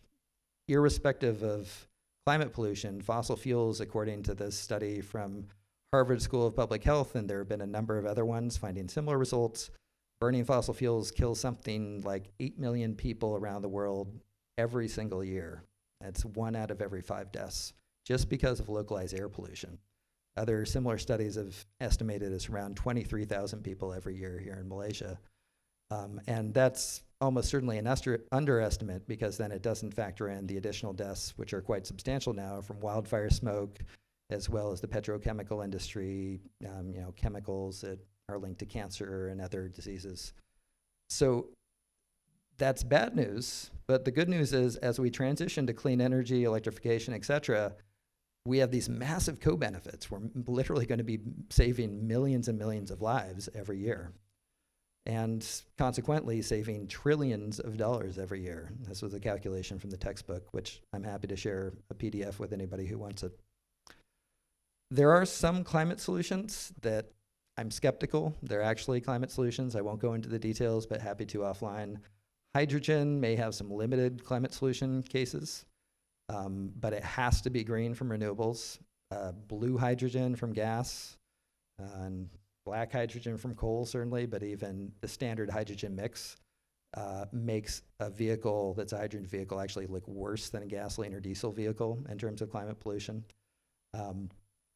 It doesn't make a lot of sense to do ground transportation with hydrogen. I know you have this snazzy hydrogen AI tram. We've tried the hydrogen highway thing in California. It's totally failed. So I can tell you how we're wasting $50 million a year on a hydrogen highway effort that nobody wants to use. There are maybe some legitimate sources of hydrogen, green hydrogen, essentially being a climate solution in terms of aviation, in terms of long duration energy storage. But anyway, it's important, as you're investing in climate solutions and thinking about supporting climate solutions, to really do the math on the full life cycle impacts of any new technology, as well as the economics, and be willing to question your assumptions and know that that math can be changing. So I could be totally wrong. Maybe 10 years from now, hydrogen becomes huge, but I used to be a believer in green hydrogen. I actually invested in a hydrogen company in the 90s. There was a big hydrogen hype cycle then. And my experience is hydrogen is always 10 years out there, like nuclear fusion. And that's what I've seen in terms of hydrogen for transportation, at least. Japanese would have you believe otherwise. They made a huge bet on hydrogen for vehicles that has been entirely disastrous at this point. So again, happy to talk more about that with anybody interested. There's a ton of disinformation and misinformation, a lot deliberately put out there by vested interests, particularly in the fossil fuel industry, but also aligned industries. So be aware it's out there. I'm not going to go through all this. Hydrogen hype is one of the latest ones, because the fossil industry really wants to see a hydrogen economy, because that's a shell game to shift fossil fuels into making hydrogen from gas, from oil, from coal, selling that into the grid, and then advertising the 1% that's green, right? But shifting gears from elevating truth and connected to it as well, it's really important for us to think about those that are already suffering damage from climate change, those already suffering damage from violent storms, from fires, pollution, related to climate change, and related to fossil fuels causing our climate change, heat waves, droughts, floods, and then how that connects to famine, disease, poverty, crime, and war. And we're seeing that everywhere. Here are a few examples from Malaysia. Here's some statistics from the World Bank just showing the climate-related disasters increasing over time. And I felt this very personally. The whole reason I started working on climate solutions is I grew up on a small farm in Northern California. From talking with my mom and other family members, heard about just how they were seeing things change, and started to read the science about climate change and get pretty terrified about it. And particularly wildfire is something I literally as a child would have a nightmare about. I'd wake up in the middle of the night thinking fire was coming through our valley and destroying our community. And at that point, that was kind of a ridiculous nightmare, because yes, California's had fires forever in the ecosystem, but they've generally been small and slow moving. The picture you're seeing is the fire that destroyed my community in 2017. It moved with a wall of flame that was 100 meters high on hurricane force winds, about 150 kilometers per hour, much faster than you could run, even faster than you could drive. It's a miracle my family escaped without dying. Some of our neighbors were not so lucky. And now we're 7 years removed from that fire, And to a certain extent, we were lucky. We had insurance to help cover some of the losses, a very small portion of the losses. And the local utility, PG&E, their infrastructure had started the fire, so we got some liability coverage or some additional compensation from them. But many were not as lucky. And the poorer folks in our community are not back. They're scattered to the wind, and many of them still homeless, because we talk about loss and damage related to climate change as a global north versus global south, or whatever terminology we want to talk about. But it's also about just even poor communities within supposedly wealthier countries. The compensation I got from my federal government, from our disaster management agency, was a $100 gift card for seeing my entire home and community and all my possessions go up in flame overnight. My neighbors burned to death in their homes. $100 gift card from the government. And from the Red Cross, the international aid organization, we were given a shovel, a rake, and a bucket. So that was all the compensation we got, from the official sources, other than compensation we had to get from the utility by suing them, along with 70,000 other families who they've started fires that have affected and accelerated with climate change. So it's not just a loss and damage issue between insufficient compensation, which I totally hear, historically, even though the U.S.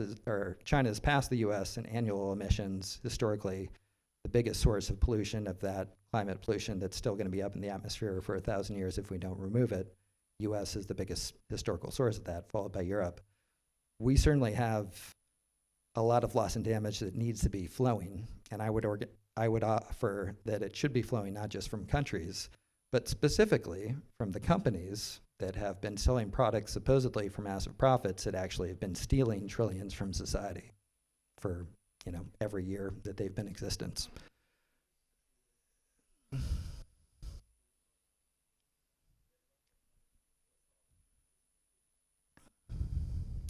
So great question. So net climate positive is that tipping point where we go beyond net zero and we actually start drawing down that pollution that's up there.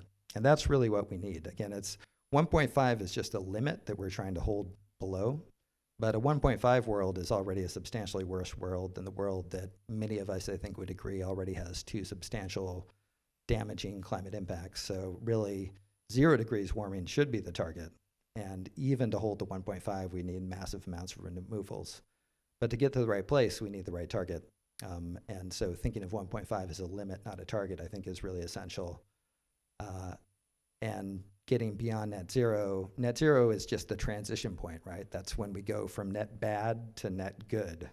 But we really need to keep going to net good, to net positive, to net climate removals, what some call drawdown, as quickly as possible. So that's not just as a rich country versus middle income or poor country thing. All of us collectively, as governments, as companies, and individuals, we all need to be targeting that point as quickly as possible. And of course, those with more money and resources should move faster, but we can't really afford to wait anywhere. Yeah.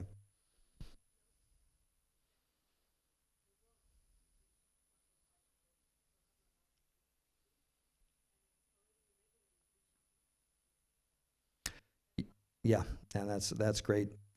Great to bring up that we're constantly warming faster than the science predicts, and so we have to constantly be updating.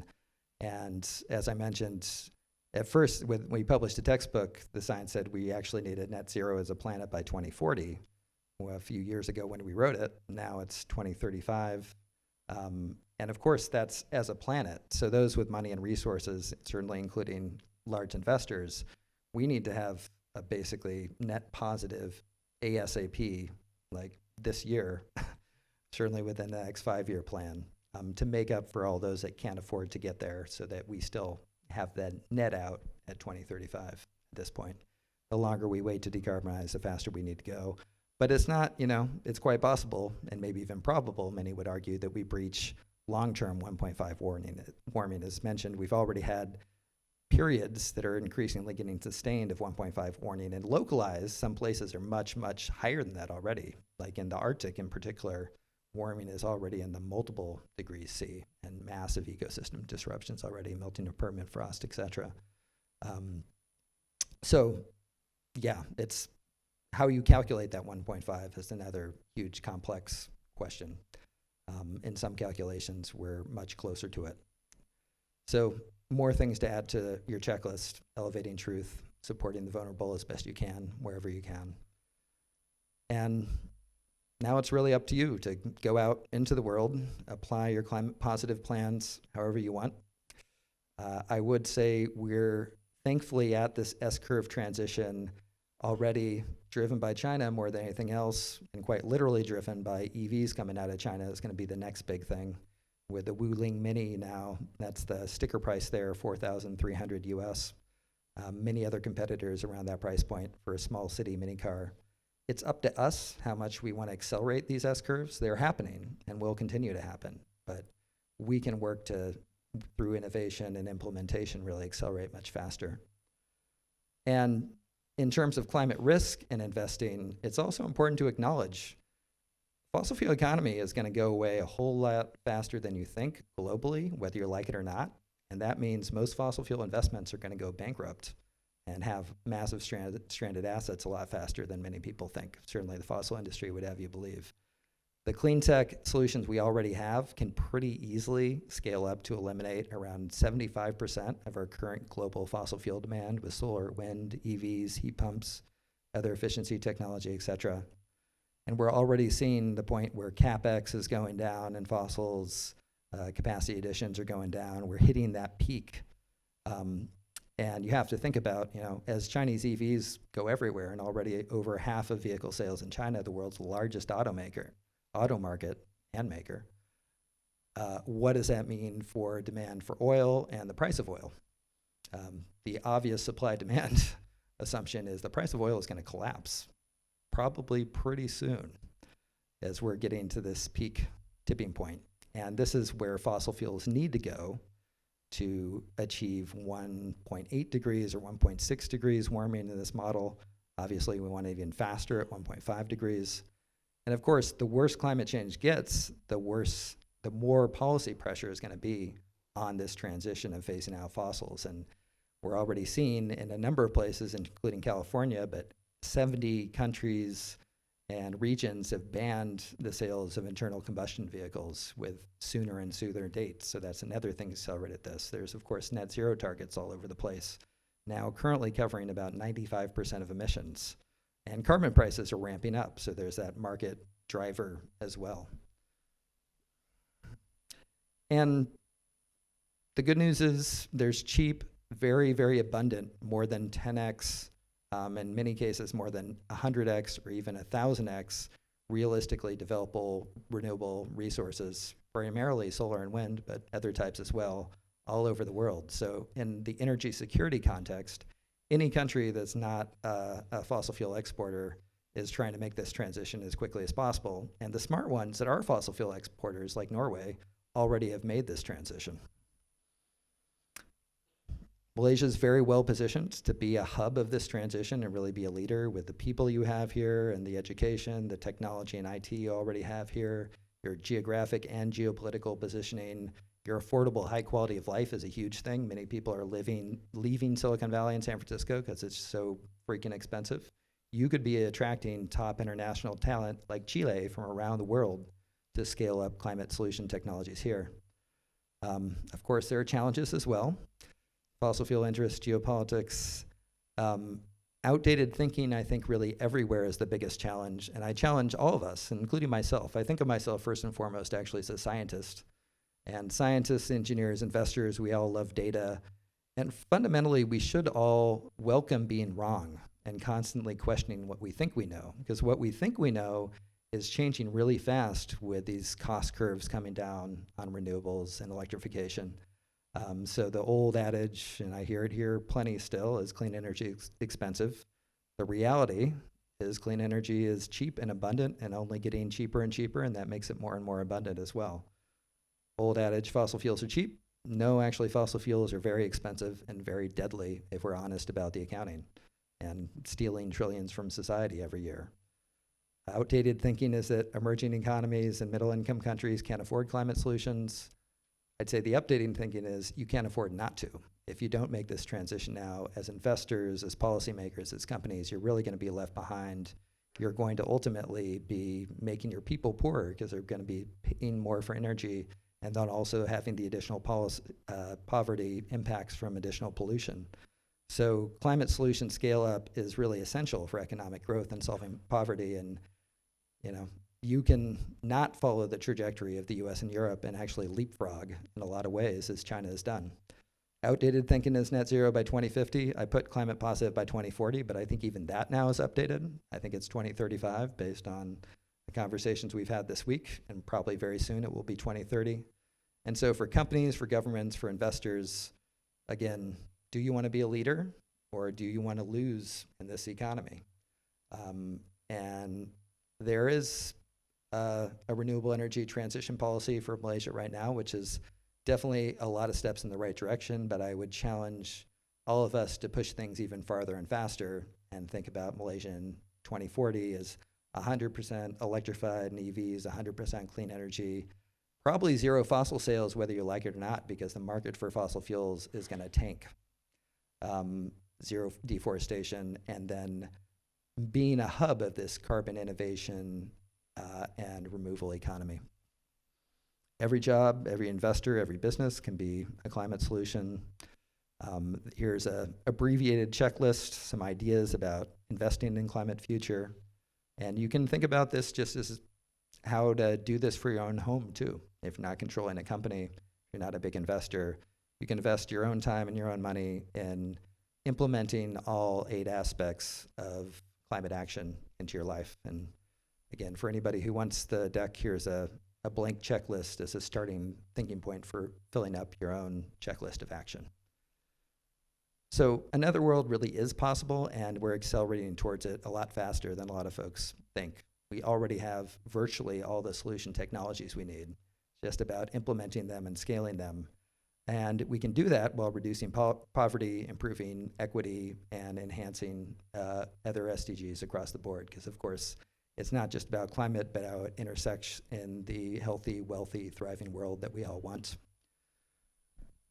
It was wonderful to have the former Minister of Education from Bhutan here, who I've really enjoyed getting to know on a personal level. I was actually both part of the country of Bhutan's delegation at the last UN climate meeting, as well as the delegation from Stanford University.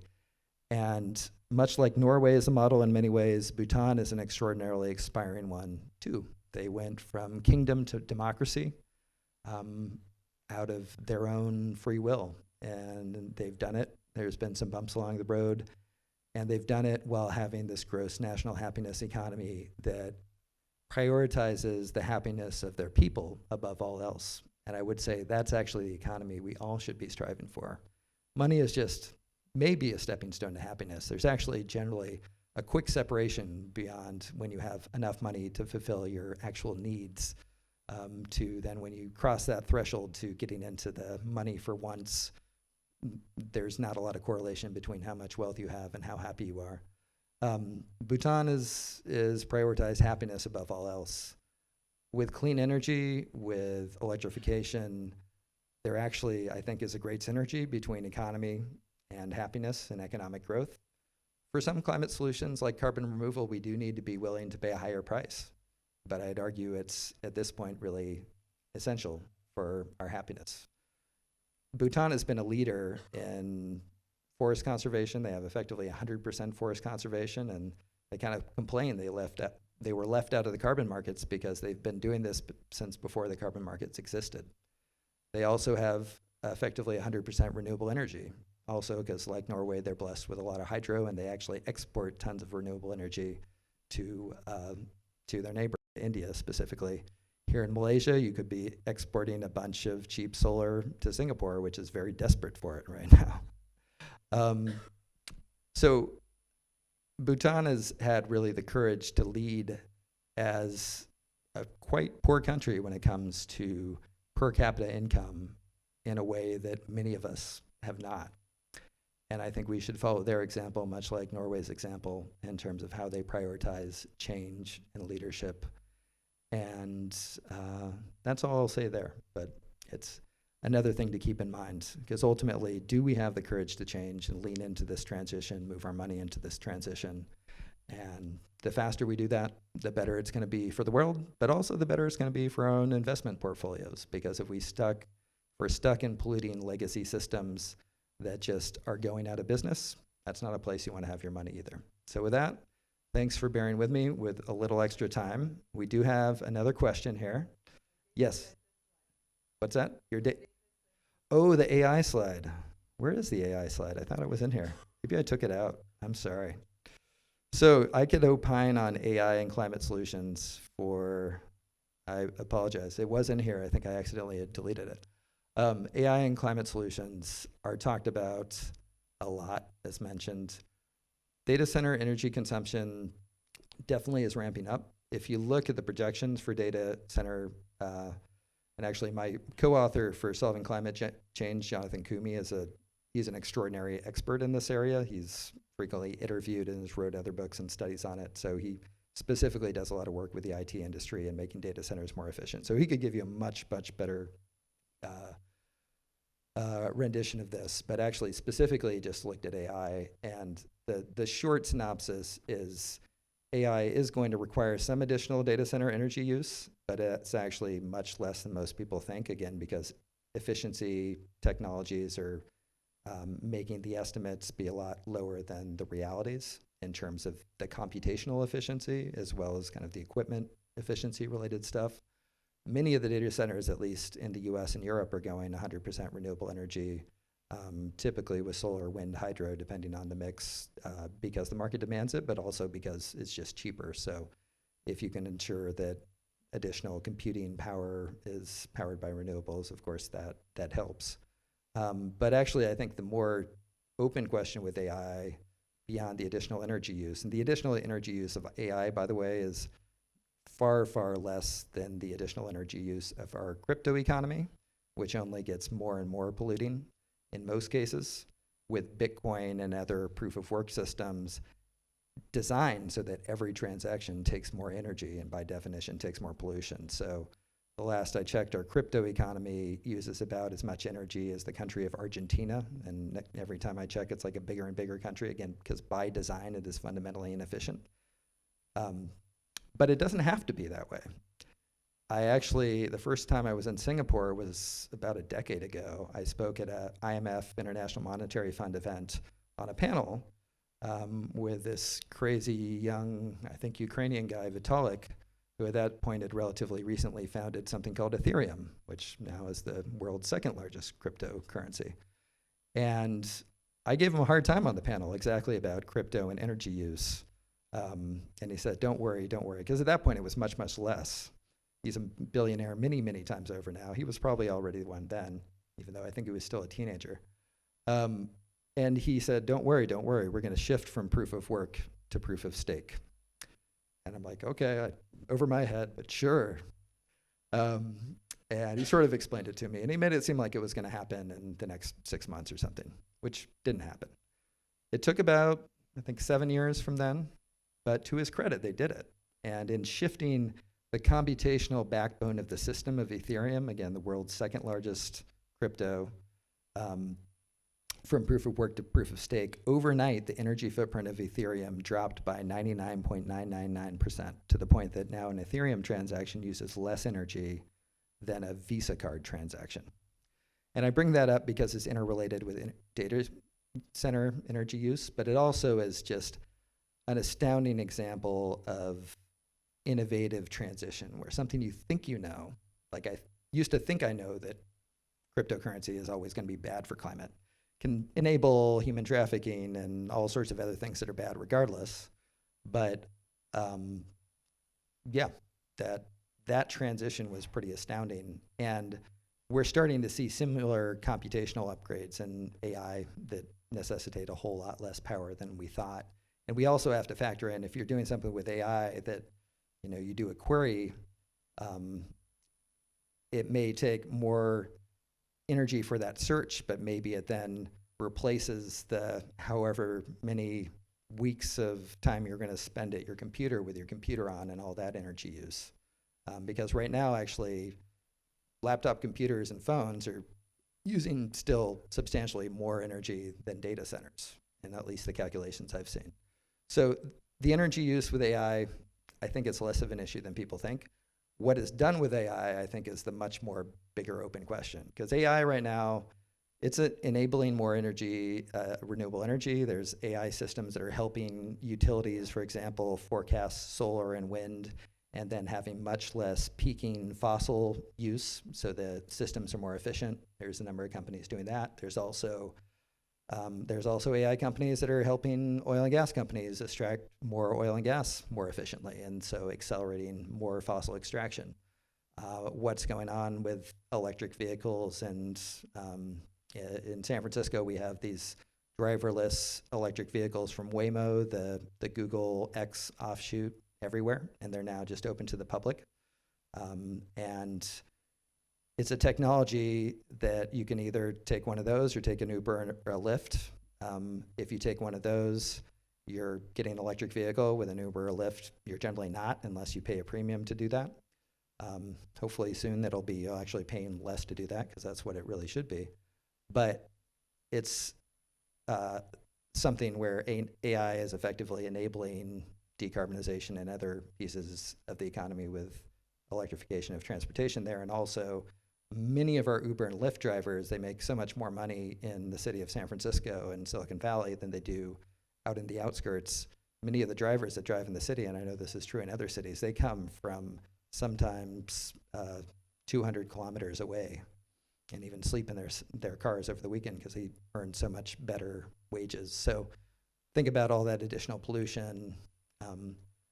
But on the human well-being side of things, those drivers, pretty soon, they're scraping by right now, but they're going to be out of a job because it's just more efficient to not have them. So AI taking away jobs. I know my friend who was the former CTO of Tesla, the thing he told me he was both most excited and most terrified about is their Optimus robot, which is a humanoid robot that you can show it to do something, and then it just does it. And so it's basically designed to replace assembly line workers, full stop, and soon many other things. And it's not just Tesla. There's a number of other companies. I was just told earlier today about a Chinese company doing similar things, really targeting the elderly caregiver market in Japan, where they're desperate. My wife actually used to work at SoftBank Robotics, an offshoot of Masayoshi-san SoftBank. So I've looked into that world more. So that's a place too where, AI robots replacing us for a lot of jobs. I'm not really sure what it means for climate, in short. It's probably going to make producing everything cheaper. So it's going to make wind and solar production even cheaper. It's probably also going to make a lot of people jobless and maybe increasingly desperate too. So the short answer to your question is, with all this rambling in different directions, I don't know. It's exciting, it's terrifying, it's interesting. I feel all those same ways. Happy to have a much longer conversation with anybody who wants to dive into it. But given we're so far over time, I think I'll keep any other questions that just individual come up and ask. Again, I'm happy to share these slides. I'm happy to share a PDF copy of my book for free, which is normally an overpriced textbook that's like $100. So that's our publisher's decision, not mine. If you don't get my card today, you can also always find me on LinkedIn. I'm somewhat active there, so I'm happy to send you copies there too. So thanks for your attention, thanks for bearing with us, and thanks for everything you're doing to accelerate this climate transition economy. Give yourselves a hand.